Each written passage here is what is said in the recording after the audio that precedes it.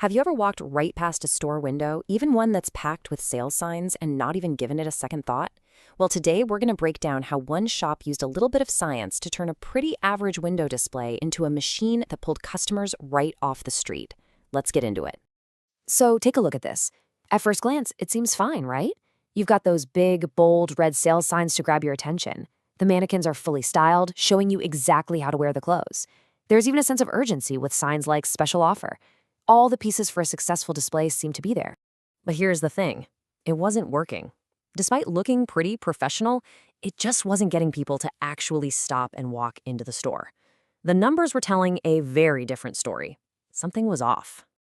Yeah, an expert analysis gave this window an overall retail marketing effectiveness score of just 25 out of 100. Ouch.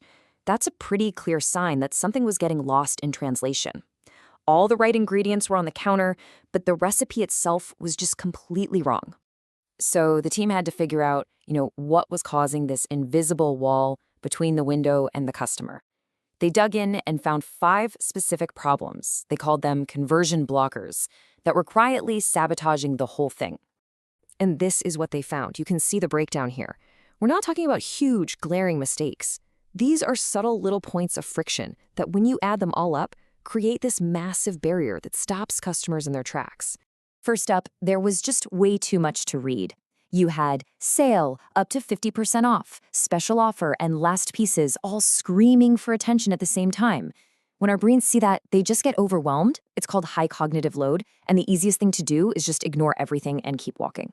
Next, look where the signs were placed. They were literally blocking the view of the clothes. You have these big signs right over the outfits on the mannequins. It's like putting a pop-up ad in front of the product you're trying to sell. It just doesn't make any sense.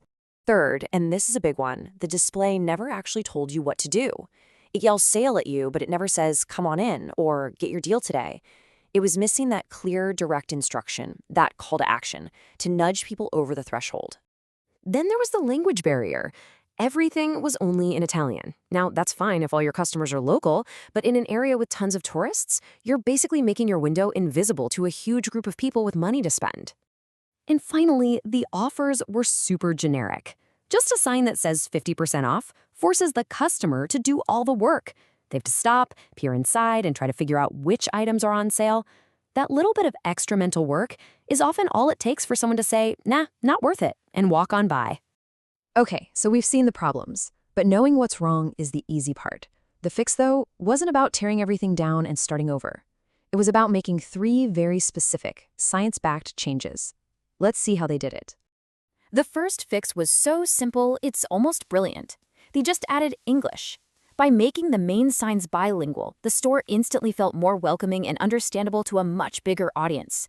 A tiny change with a huge impact on reach.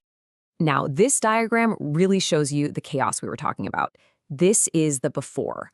All these different messages are fighting for brain space, creating that high cognitive load. It's forcing the customer's brain to work way too hard just to understand what's being offered. And here's the after. See how clean that is? They organized everything into a simple pyramid. At the top, you get the main headline, then the main offer, then one little hook to sweeten the deal. And at the bottom, a clear instruction. It's so much easier for the brain to process. It just makes sense. And that brings us to that crucial third fix, adding a crystal clear call to action. You can't just assume people will know what to do. The new display used simple, direct phrases like enter now or try it on in store today. It literally tells you the next step, no guesswork required. So why do these simple little tweaks work so well? Well, it's not luck and it's not magic. It's all based on behavioral science. These changes are designed to work with our brain's natural tendencies, not against them. We've mentioned cognitive load a few times, and this visual says it all, doesn't it? On the left, you have a brain that's just completely overloaded and shutting down. On the right, you have a calm, focused brain that can easily digest one clear message. When you make it easy for your customer to think, you make it easy for them to say yes. The new strategy also leaned on some classic principles of persuasion. For instance, by showing up to 50% off, they used something called anchoring. It makes the sale price seem like an amazing deal compared to the original. They also added a touch of scarcity with phrases like limited time, which creates that fear of missing out. These psychological tools are super powerful for guiding behavior.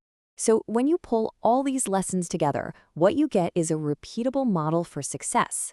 It's basically a blueprint that any retailer could use to make their own displays way more effective. And here it is, the final blueprint. This thing is so smart. See how it's organized into 3 horizontal zones? This actually guides a person's eyes naturally. The top zone grabs your attention with a big offer. The middle zone helps with understanding by showcasing the actual products. And the bottom zone drives the action with that clear call to action. It's a journey from a glance to interest to walking in the door. All right, so the moment of truth. After putting these science-backed fixes into place, what happened to that dismal starting score of 25 out of 100? It jumped all the way to 39. Now that might not sound like a winning lottery ticket, but that represents a 56% increase in effectiveness. And think about it. This wasn't about spending a ton of money on a fancy redesign. This was about being smarter, removing friction, and communicating clearly. And that's really the big takeaway here. The smallest, most invisible details can make or break how your message lands. So it leaves us with a question to think about.